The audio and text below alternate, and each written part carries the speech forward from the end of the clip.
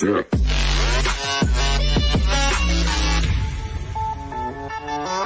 Yeah.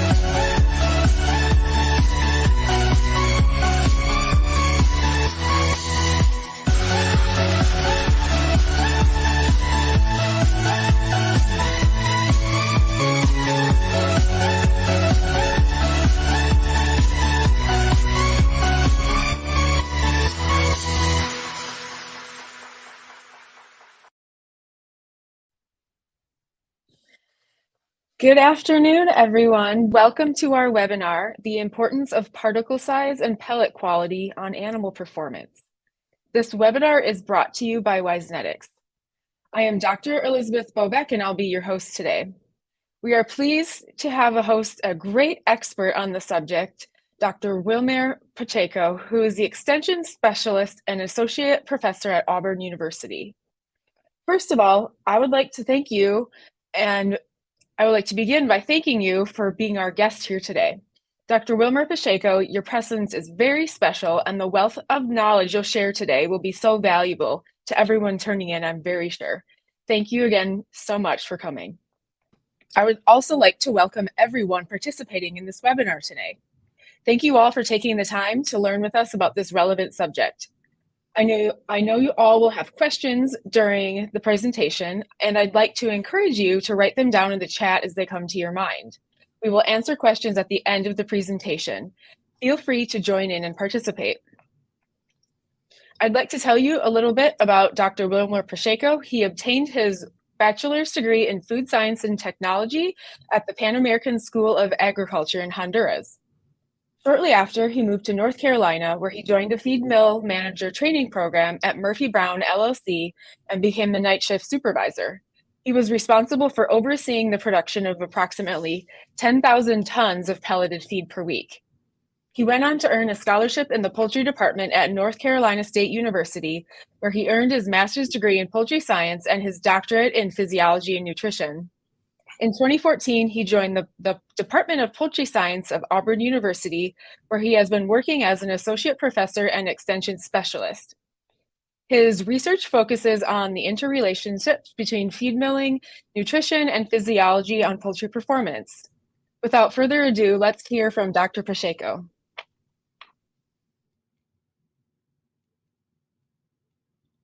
Thank you, Elizabeth, for that kind of introduction. And good afternoon, everyone. You can see my screen, right? So I'm going to go ahead and start. And yeah, the goal of this presentation is to talk a little bit about the importance of particle size and pellet quality on animal performance. And before I start, with the presentation, I would like to just give you more information about Auburn University. And we are located in the state of Alabama, and we are really close to Atlanta. So if you go to the airport in Atlanta, it's only 1.5 hours to Auburn. So All of you are invited. If you want to come and visit Auburn, it's an easy drive from Atlanta. We are really close to the capital of the state, Montgomery, and we are also really close to Florida. We are just 3 hours to Florida, and we are also really close to the mountains in Tennessee. And this is the research farm that we have. And as you can see here, we have an administrative building. We use this for training and classes. You have the feed mill here, the processing plant, and we also have the, like the different floor pen houses, and we have battery houses here. If you want to see more inside, this is how, like the lobby of the administrative building looks like. As you can see here, we have a modular feed mill. And the nice thing about this feed mill is that we have, equipment that we typically use in commercial feed milling. We have a pellet mill, a hammer mill, roller mill. We even have a hyonizer that we can use to do testing of, enzymes of or probiotics using different temperatures and different retention times. These are our floor pen houses. As you can see here, everything is environmental control. And this is one of the battery houses. And we have 11 of these battery houses. And here we can control all the lighting. We have control of relative humidity, temperature, etc. And this is just a small piece of the processing plant. Here we have an atmospheric stoner, but also we have an electrical stoner. And the capacity of the processing plant is going to be around 36 birds per minute. We typically, when we do research, we don't use the full speed, so we typically just process around 18 birds per minute. And I forgot to mention a little bit about the capacity of the feed mill, but typically we can run between 1 and 2 tons per hour. So now moving, like to the topic today. This is the outline that I'm gonna follow. Before I'm gonna talk about like grinding and particle size. Then I'm gonna focus about like the importance of the feed structure. And here in the feed structure, I'm gonna divide, macrostructure and microstructure. And then I'm gonna talk about like how you can modify feed structure, not only the macrostructure, but also the microstructure. So we know that the majority of feed ingredients are used in animal feeds. They are gonna require some type of grinding. So we typically just think about grinding with cereal grains because typically those are the only ones that we grind at the feed mill. But if you think about soybean meal, DDGs, phosphate sources, calcium sources, all of those ingredients were ground before they arrived to the feed mill. And there are two main pieces of equipment that we use. We have the hammer mill and we have the roller mill. And mainly we use hammer mills in diets that we are gonna pellet. And we use roller mills in diets that are gonna be fed in a mash form. This is because with the roller mills, you're gonna get a more uniform particle size that is gonna flow better in the feeders. In addition, typically the particles that you can get with the roller mills, they are gonna be, bigger particles compared to the hammer mills. But here in the hammer mills, you can control the particle size by the number of hammers, the aspiration, the tip speed of the hammers, and also the screen size. And in the roller mills, you can control the particle size by adjusting the gap between this set of rolls. But hammer mills are gonna be the most common choice for facilities producing pelleted feed. So some of the objectives that we have when we grind is, the first objective is to reduce the particle size of ingredients. When we reduce particle size, we also reduce the likelihood of segregation after mixing. And this is particularly true when we are feeding mash diets. In addition, as we decrease the particle size, we can improve pellet quality. And this is because there is going to be greater heat and moisture penetration during the conditioning process. And there is going to be a higher surface area for particles agglomeration during pelleting. In addition, when we decrease particle size, we can increase the surface area of material exposed to the animal digestive system. However, something that we need to remember is that birds have their own grinding organ, and then they are going to benefit of coarse particles. So when we are pelleting feeds, we need to focus on the microstructure, and the microstructure is going to be, how the hardness of the pellet durability, how much fines are in those pellets. But we cannot forget the microstructure, and the microstructure is going to be more like the distribution and the size of particles inside the pellets. And this is very important because if you think about it, you can see here the gastrointestinal tract of birds, and you can see that this gastrointestinal tract is rather short. And this is because chickens evolved to fly, so they have this short gastrointestinal tract, and then they have a stronger reverse peristalsis. So when you are focusing on microstructure, we are focusing from the beak to the crop. But if you start thinking about like once that a bird consumes these pellets are going to get to the crop, and then in the crop they are going to get dissolved. So microstructure is important from here to here, but once that those pellets are dissolved and the microstructure is exposed, then that microstructure is what is going to influence how good is that feed going to be digested in the gastrointestinal tract. So we need some coarse particles in broiler diets or in layers, etc., or in breeder diets, and these coarse particles are going to stimulate the gizzard development, and this is going to stimulate reverse peristalsis, and also is going to increase the retention time.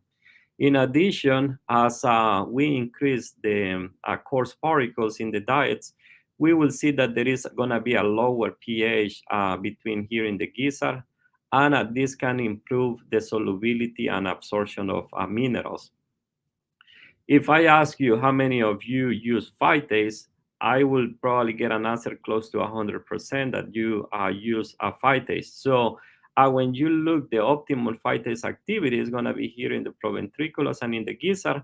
However, if this pH start increasing, then there is going to be some precipitation of the phytate calcium. So because that's precipitated, then the enzyme that you are adding is not going to be able to break down that phosphorus effectively. In addition, when the pH of the gizzard is lower, then you have a higher potential to inactivate pathogenic bacteria. The other part that is important to mention is that a well-developed gizzard increases pancreatic enzyme secretion through the release of CCK. And CCK basically is an enzyme that gets released here at the entrance of the small intestine when there is some amino acids or some nutrients in that at the entrance of the duodenum. And that CCK is what is going to stimulate the pancreas to start producing some pancreatic enzymes that are going to help with the digestion of the nutrients. So if you have some, coarse particles, what you are going to see is a clear division between the Proventriculus and the gizzard. And this is, an actual picture that I took. And you are going to see that the Proventriculus is going to be small, which allows for better gastric activity. And then the gizzard is going to be large, and this is going to help to have like more grinding and mixing in the gizzard before this gets into the small intestine. Remember that the absorption of nutrient is going to be here in the small intestine. And the research shows that if you have coarser particles in the feed, then the particle size of the digesta entering the small intestine is going to be smaller. So coarse particles are going to stimulate gut function. This is what you are going to see when you have a non-functional stomach. So what you're going to see is that the gizzard is not going to be working. So basically the gizzard becomes a passage organ instead of a grinding organ. When the gizzard is working, you are also going to see a good reverse peristalsis between the gizzard and the Proventriculus, And something that I didn't mention is that here is important. This is the glandular stomach of the chicken. So there is going to be some secretion of pepsinogen and hydrochloric acid. So if you, for example, are checking, nutrient digestibility, the digestibility of proteins, for example, and then, the main source that we use is soybean meal. So if we have some coarser particles of that soybean meal, then those particles can go back to the proventriculus, get exposed to pepsinogen and hydrochloric acid. So now they are kind of pre-digested before they enter the small intestine, where absorption occurs. So we did some research evaluating different particle sizes of corn from 1 to 39 days of age, and we evaluated 750 microns, 1150, and 1550 microns. And the best feed conversion ratio, we obtained it with an average particle size of corn at 1150 microns. And one important aspect here that we observed in our trial was that when we went to coarse, when we went to the 1550 microns, there was a decrease in a feed intake, and there was a slowdown in the body weight gain up to 17 days. So that's why, I am a true believer that we need to increase the particle size as the birds get older. We shouldn't be fixing a specific particle size. So one of the issues that we have, when we are evaluating particle size, is that we typically focus on the particle size of a single ingredient. That single ingredient could be corn, soybean meal, etc. But we know that when we mix that single ingredients with the other ingredients in the formula, the particle size of the meal changes. And then if we pellet that meal, we know that there is a lot of grinding in the pellet meal, and we don't know what we are actually giving to the birds. So I think it's very important to know the particle size inside the pellets, because this is going to help us to predict more precisely the particle size requirements of the birds. And here you can see the different, grinding activities that occurs during the pelleting process. You're gonna see grinding here between the particles and the wall of the pellet die. Then you're gonna see some particle-to-particle friction. Then there is gonna be grinding here between the rolls and the die. So we just need to quantify, how much grinding occurs in the pelleting process. And there is a methodology that has been used to evaluate the particle size inside the pellets. And this is the wet sieving methodology. And basically, with this methodology, what you do is you get 100 grams of whole pellets, and then you just place them here on top of this sieve stack, and then you are adding water constantly. And then the water enters here, and then it leaves the stack here. So after washing and agitation, then you calculate how much material stays on each one of these sieves, because you're going to have the sieve and the sample weights, and then after you can calculate the empty sieves weight, and then you can calculate exactly how much sample stays on top, and then you can calculate what is the average particle size of that sample. The only issue with the wet sieving methodology is that it requires a lot of time, and because it's time consuming, it can be like that increase the cost, because if you are paying someone to do like analysis in one day, then that's going to increase the cost of the methodology. So what we did was to develop a new methodology to evaluate the particle size inside the pellets. And in this methodology, what we do is we collect 120 grams of whole pellets, and then we dissolve or we hydrate these pellets, and we dissolve them in hot water. And in reality, it's warm water, about like 45 Celsius degrees. And this is what will occur in the crop of the chicken. So once that we have all these particles dissolved, then we add this compound, sodium hexametaphosphate. And the idea is that, when we add these compounds, all these particles are going to stay separated. They are not going to agglomerate again. And after that, what we do is we remove the excess of water. So you can see here the sample is fully hydrated. And then here we are removing the excess of water, this water that you can see on top. And at the bottom here of this funnel, there is a filter. So there are going to be some small particles that are going to stay in that filter. And then we need to collect those fines just to make sure that we are not losing any sample.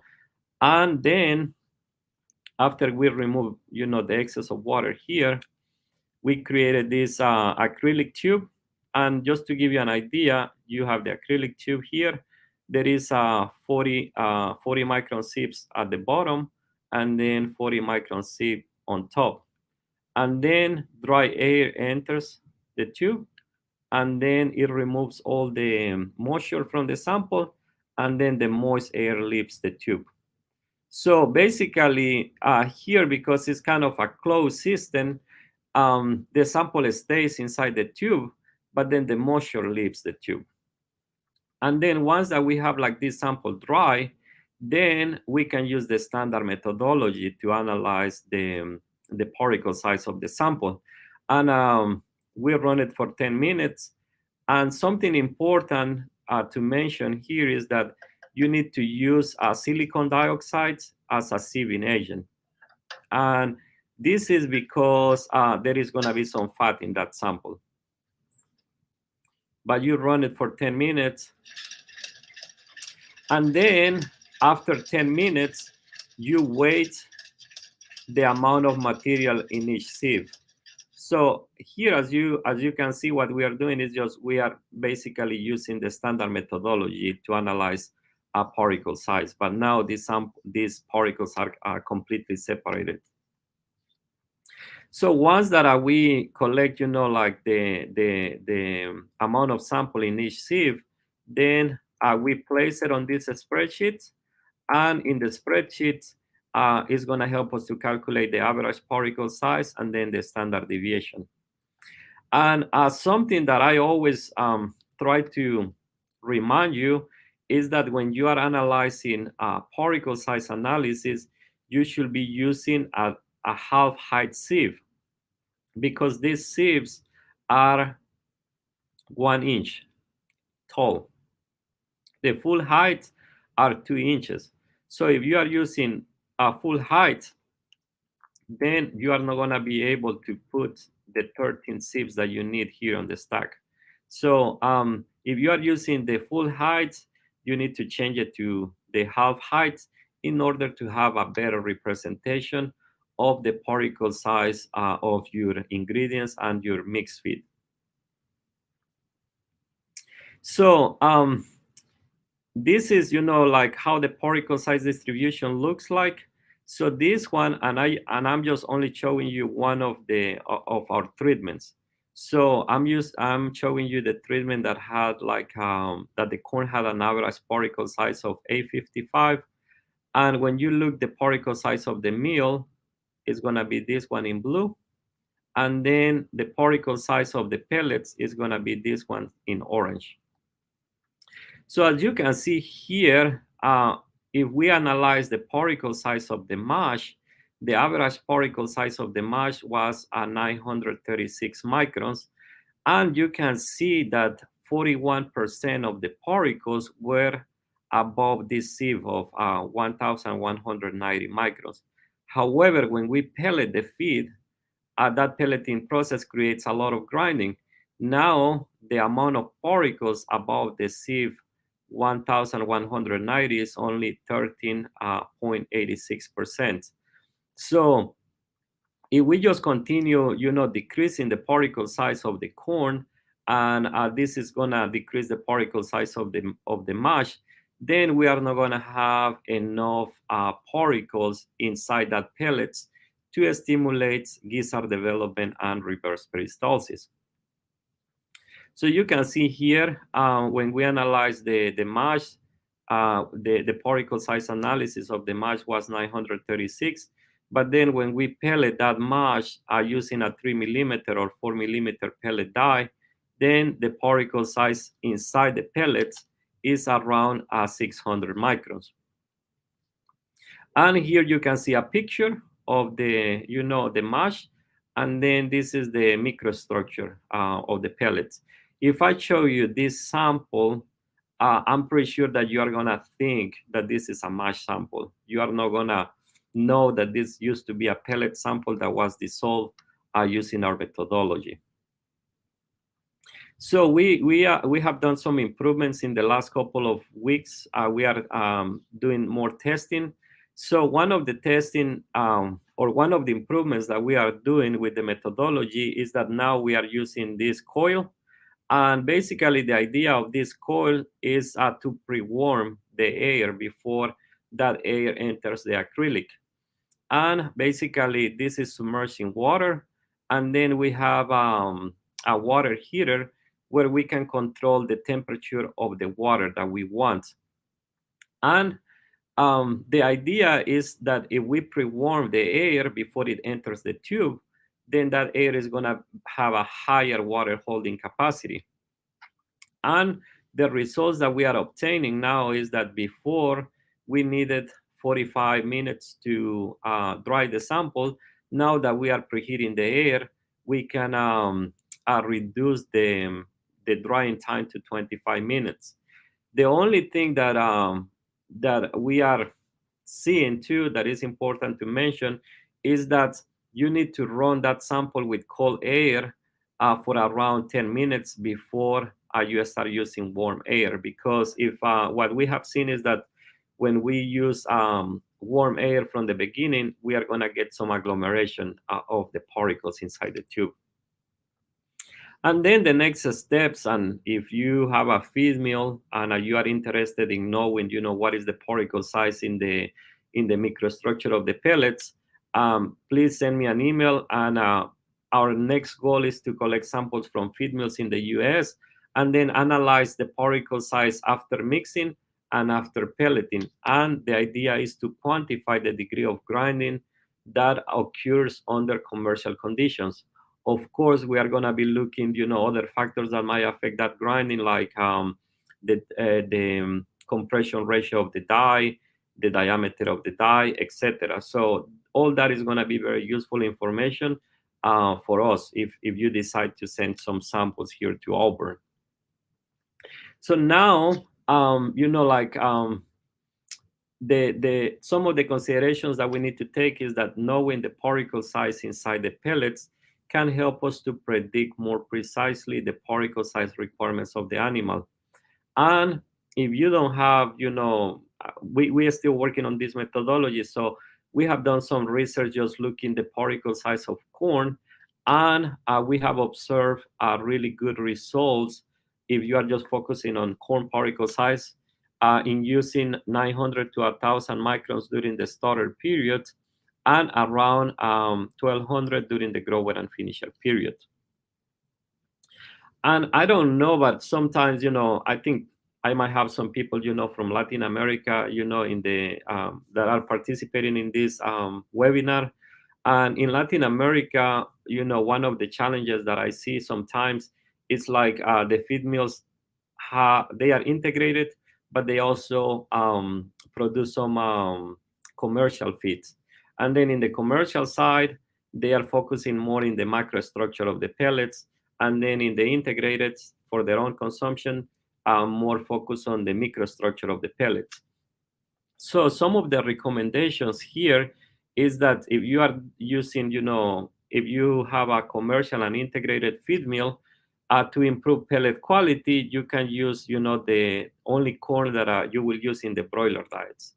If you are producing broiler feed, then you can add some of the breeder corn into your broiler diets. So something that I have done it in the past and works is to add between 3 and 10% of broiler breeders corn to the broiler diets. And then you can do this directly from the feed formulation program because you can force this 3% or 5%, whatever works for your individual situation.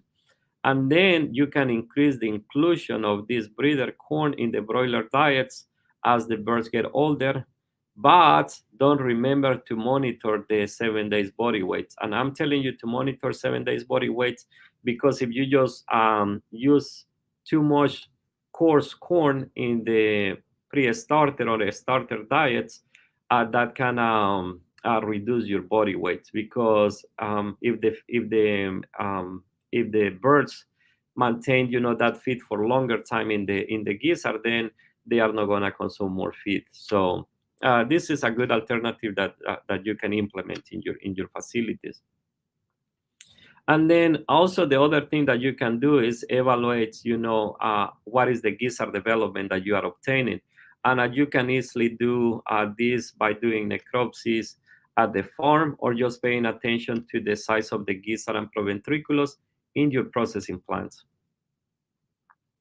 So the next topic that I'm going to discuss today is going to be pelleting. And as a process, pelleting is a process during which individual ingredients or mixed feeds are agglomerated using heat, moisture, and pressure. So when we think about pelleting is going to be the major cost center during feed manufacturing. It requires a lot of energy and time. And if you go to a feed mill and you see somebody that sometimes might be frustrated, it's gonna be like that person that is trying to run the pellet mill, but for X or Y reason, the pellet mill is not running. So pelleting, can also cause a lot of headache. However, when we pellet feeds, we can improve the animal performance. We can improve the handling. We can also reduce the microbial load, and this is going to be dependent on the conditioning temperature and the retention time. In addition, when we pellet, we can reduce feed wastage, selective feeding, and nutrient segregation. And here, I always show this video. I'm sure that some of you haven't watched this video before, but here you got turkeys consuming high quality pellets, and then here you got turkeys consuming low quality pellets. And then you are gonna see that these turkeys, they are just gonna have a lot of feed that is gonna fall into the ground. The issue here is that all this feed is undigested. So there is going to be a lot of bacteria in the litter that they are going to be really happy to use those nutrients. And then you can start having some issues with ammonia, with pododermatitis in the field. So before I move to the next slide, remember, pelleting causes a lot of headaches, but the benefits of the pelleting process are higher than, at the cost of running a pellet mill. We did a project here comparing the mash against 3mm pellets and 4mm pellets, and we observed 8 points in improvement in feed conversion when we were using pellets instead of mash diets. In this same trial, we also evaluate nutrient digestibility. And as you can see here, when we use pellet diets, there was an improvement in the digestibility of crude protein. There was an improvement in the digestibility of fats and an improvement in the ileal digestible energy. We calculated an improvement of around 200 kcal per kilogram in ileal digestible energy when we were using pelleted diets instead of mash. So right now we are just focusing, like in feed form. So the next step is going to be pellet quality. And as a concept, pellet quality is the ability of pellets to withstand repeated handling without excessive generation of fines. So as soon as those pellets leaves the pellet mill, we need to make sure that those pellets arrive intact here to the feeder. And there has been some research that shows that as the percentage of whole pellet decreases, the body weight gain decreases and the feed conversion ratio increases. The other part is that as the pellet quality decreases, then the birds are going to spend more time eating and less time resting. So this is some research from North Carolina State University, and then they evaluated two different levels of fines, 56% and 31% fines. And then you can see here that turkeys at 21 weeks, they had 10 points better feed conversion ratio when they had a lower level of fines in the feed. So I don't want to just keep showing you data about like why pellet quality is important. The goal of this presentation is more like what can you do to improve pellet quality. So if we want to improve pellet quality, we need to understand the factors that affect pellet quality. And Dr. Fahrenholz from NC State, he evaluated different factors that could influence pellet quality. And he found that, reducing the amount of fats that you add in the mixer is going to improve pellet quality. Increasing conditioning temperature is going to improve pellet quality, and using thicker dies with a higher compression ratio. And we have done some of that research here in Auburn.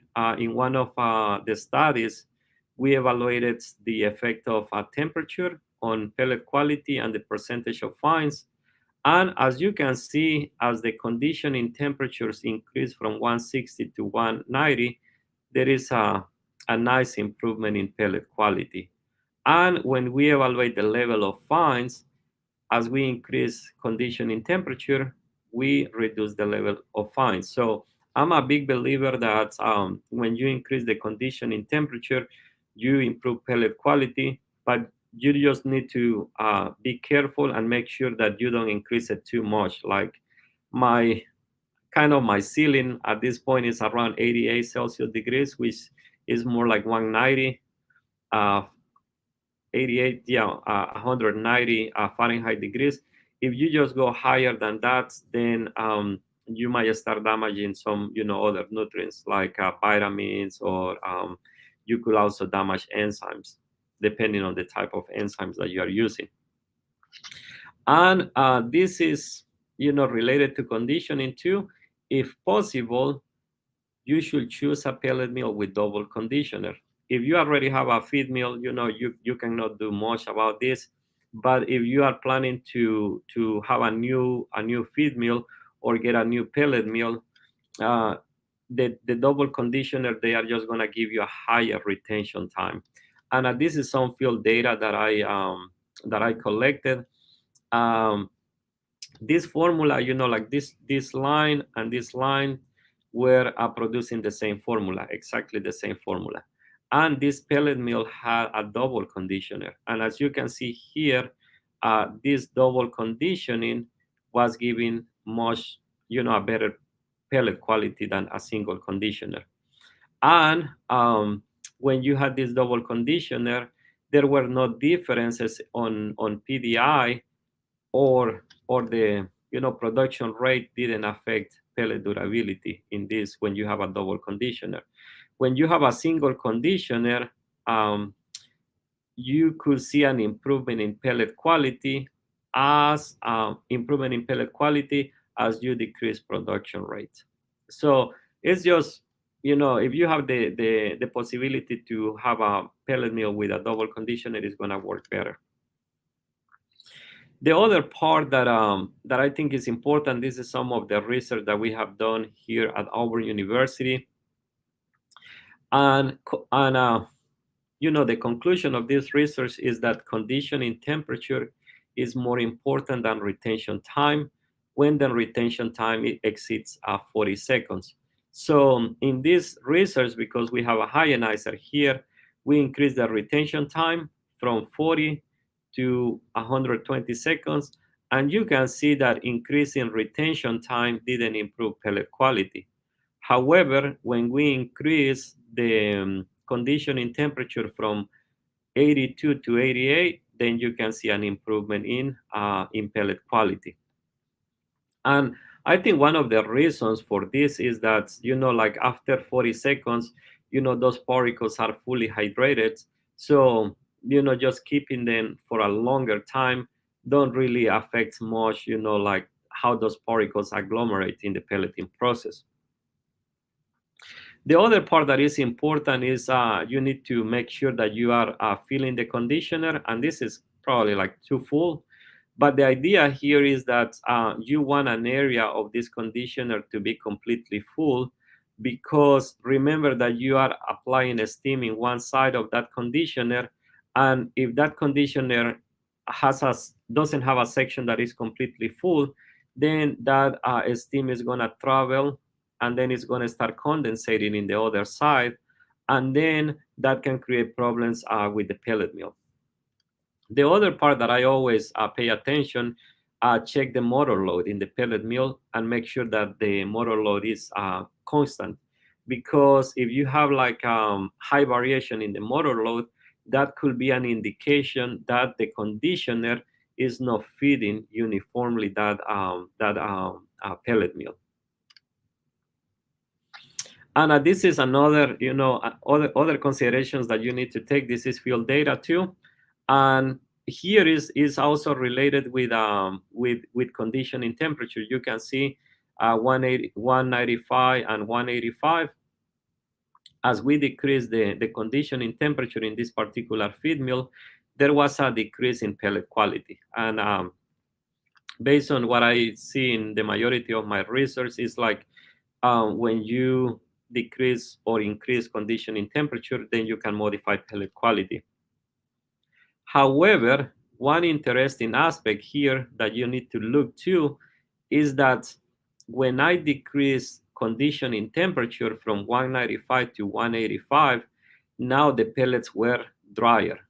So here there is a difference in a moisture content of 0.5%.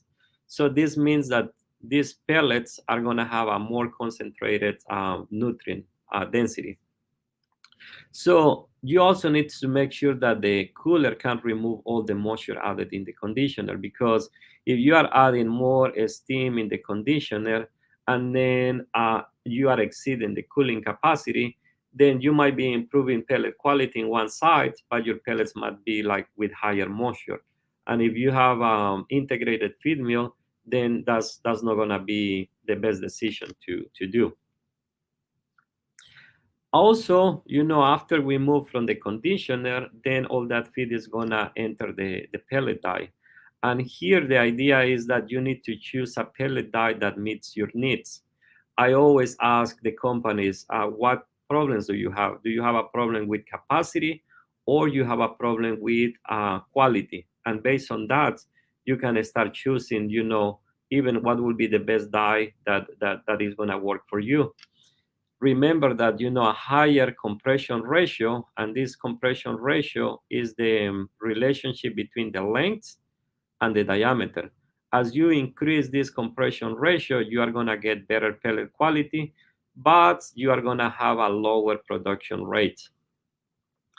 And the other thing, and this is more field experience in my case that I have observed, is that when you increase the compression ratio, it's more difficult to increase the conditioning temperature. You are gonna, there is a higher likelihood that the pellet mill is gonna plug. And probably the reason is because if you have the feed here and then you are trying to push the feed in this direction, and then you are going to have like some resisting force. And as this die is thicker, then the degree of that resisting force is going to be even higher. So you need to analyze that, because it doesn't help if you have a really thick die, but then you are not able to get to the correct conditioning temperature. So that's another thing that you need to consider. And then when the pellets leave the pellet die, they are just going to fall here into the cooler. And one thing that I always look here is that I want to feel this really nice gradient of temperature here in the cooler. Remember that the bottom of the cooler is going to be the cooling area, and the top is going to be the drying area. So here is very important to monitor what is the temperature at which the pellets are living, and also you can also monitor the moisture, and you might be even able to have like a moisture analyzer inside the cooler. But that is important because you need to make sure that you are cooling the pellets correctly, and also you need to make sure that you are drying the pellets correctly. The other aspect that is important is check, the speed here in the duct, because if the speed here when that air is leaving the cooler is too slow, then this is gonna be air that is full of moisture. So if the duct is not well insulated, or if the speed of the air is low, then you might have some condensation here in the duct. And the other part that you need to consider is that you don't want to cool the pellets too quick, because if you cool the pellets too quick, you are just going to seal it. And then inside of that pellet is going to be hot and moist. And then once that you get these pellets and you put it in the finished feed bin, then that water is going to balance again. And then your pellets are going to start breaking apart as you move them from the finished feed bin to the farm. So I was telling you here that you need to check moisture or temperature and moisture. And Dr. Fairchild has this really nice table that can help you to troubleshoot the cooling system. So for example, if your temperature is okay, but your moisture is high, then you can do two things. One is to decrease airflow or increase bed depth. And the idea here is that when you do either one of these ones, so when the air is moving through the cooler, it's going to have more time to get pre-warm. So when it reaches this layer, it's going to have a higher water holding capacity. So the drying capacity of that air is going to increase. If you have the opposite, and your temperature is okay, but your moisture is low, then you can either increase the airflow or decrease the bed depth. And the worst thing that can happen to you is that the cooler the pellets leaving the cooler have a high temperature and a high moisture. This will be an indication that your cooler could be your bottleneck, and the amount of steam that you are adding in the conditioner is higher than the capacity of the cooler to remove that heat and moisture. The other part that you need to consider too, and again, this is going to depend, in different feed mills are going to get different results. But remember that changes in production rates might merit changes in cooling conditions. Because let's say if you decide, okay, this is going to be my my control sensor in the cooler, remember that if the production rate is higher, then the cooler is gonna start filling faster and dumping faster. So that will be kind of a situation in which the cooler could be becoming your bottleneck. But always check that if you change production rate, you also need to change to monitor what change in production rate did to the moisture and the temperature of the finished feed. And the other part, just finishing up, a lot of you are going to be feeding crumbles during the pre-starter and starter periods. You need to make sure that the crumbles are between 1 millimeter and 3 millimeters. Those are going to be the preferences of the chicks. You want less than 10% of the crumbles to be smaller than 1 millimeter, because you can see here in this picture, they are very dusty, and then the chickens don't have a lot of interest to consume those crumbles. And also, you want to limit the amount of crumbles that are higher than 3 millimeters. And this is because there are concerns that the crumbles might be too big or too large for those chicks to consume. And in the feed mill, what you need to do is that when you are collecting a sample of crumble, you don't want to collect only one sample from the center. You want to collect a sample from the left of the crumbler, from the right of the crumbler, because That way you make sure that regardless of the place where you are collecting that sample, the size of the crumble is the same. If you are getting fine crumbles from one side and coarse crumbles from the other side, that will tell you that the rolls are not aligned correctly. And this is a video that a friend passed to me. I remember that like the chickens are very visual, and what they did for these field experiments, they separated the poricles according to their different sizes, and then you can see that chickens in reality, they don't have any interest to consume these really fine poricles. So that's why it's important that when you are feeding, crumbles to the birds, the crumbles needs to be very uniform. And just finishing up, it's also important to collect a lot of samples at the farm, because when you are filling the silo, the fines are going to stay in the center, and then the pellets are going to roll to the sides. So if you just collect a sample when you fill the silo, then you are just going to get mainly fines. And then if you collect a sample towards the end, you're going to get pellets. So the idea here is that you don't want to take only one sample. You need to take multiple samples to have a better understanding of what is the pellet quality that the chicks are receiving. The other part that is important to do is collect samples, at the end of the feeding line, at the middle, and also at the beginning of the feeding line, to evaluate if you have any segregation issues in the line.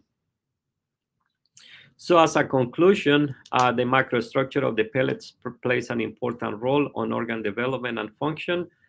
It also influences nutrient digestibility and animal performance. And to maintain a good balance between feed quality and poultry performance, it's essential to understand the role of each component of the pelleting system.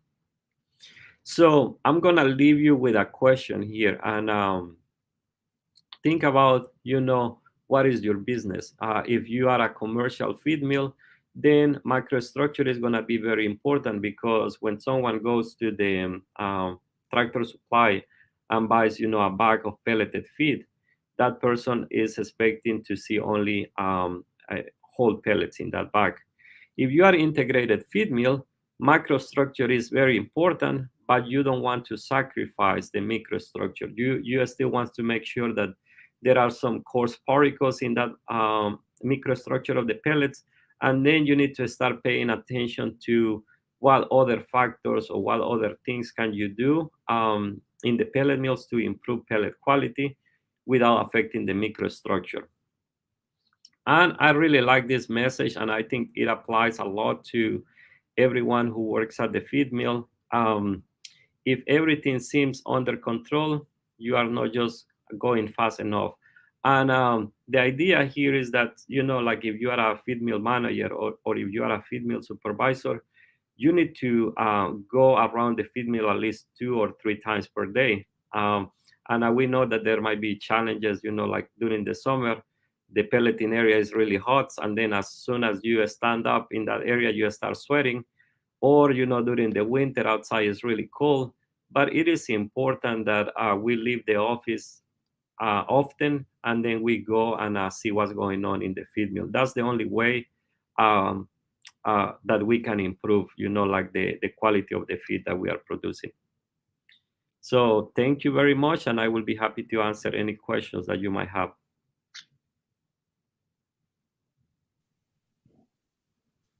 Thank you for that presentation. That was really informative. So there's a couple of audience questions, and I've got just a couple as well. So with your time in the industry and now in academics, I think you've seen both sides of what is possible and then what it might not be possible with time, as far as the number of tons that a mill is producing. So how does your work translate to industry? What would you say is the biggest takeaway for someone who's managing a mill as far as pellet quality goes? Because I think when speed is involved, sometimes the pellet quality suffers. Yeah. So, well, like sometimes if you look the feed mills in the US and abroad, they are just increasing the capacity. You could have feed mills right now that they are going to be producing close to 25,000 tons per week. And the priority in that mill is going to be, how do I make sure that the chickens don't run out of feed, right? And then we then quality is important, but it's not the main factor. So I think, something that used to work a lot for me was to make sure that the pellet mill never runs out of feeds and make sure that the pellet mill never plugs. And the way that I used to handle that, I was limiting more the motor load in the pellet mill. So instead of using instead of running the pellet mill at 90% of the motor load, I will run it at 90, instead of 95, at 90%. And that will allow me to keep that pellet mill running. Because the other thing that happens is, like, an operator sometimes is looking 3 pellet lines, and then once that one pellet line start giving issues, then you focus on that one and you forget about the other one. Then the other one is down too, and that's when I say that it causes a lot of headache. So I think we need to make sure that the birds get fed, but then we need to find other factors to increase the efficiency of the plant. So, what actions can producers take to improve efficiency and monitor particle size? So, well, one of the things we know, like one of the factors that affects pellet quality is particle size, but that's the factor that I don't like to sacrifice. I need to make sure that I'm grinding like close to 1,000 microns, and then I need to focus on conditioning temperature, cooling, the amount of fat that we add in the mixer. So that would be my answer: is don't sacrifice particle size. Focus on the other factors that can help you to improve pellet quality. So, are there any new technologies that are at the commercial level that might be exciting as far as the feed mill process and that sort of thing, and innovation? Well, like, if you think about the feed mill, we are really advanced, and we have made a lot of progress. And when you move really fast, it's really hard to come out with something new. So you are gonna see, like, more of the industry is using NIRs to analyze the incoming ingredients and the finished feeds.